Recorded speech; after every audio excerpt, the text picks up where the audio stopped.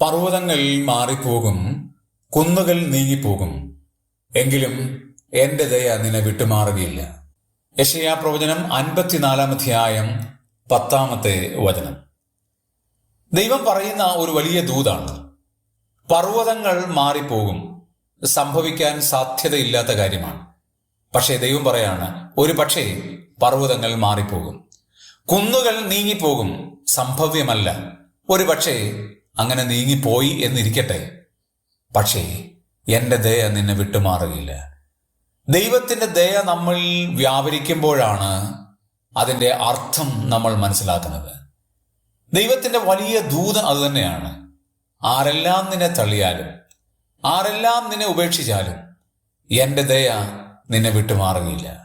ദൈവത്തിന്റെ ദയ നമ്മെ ചുറ്റിക്കൊള്ളുമ്പോൾ നമ്മൾ എന്ത് ഭാഗ്യവാന്മാരാണ്.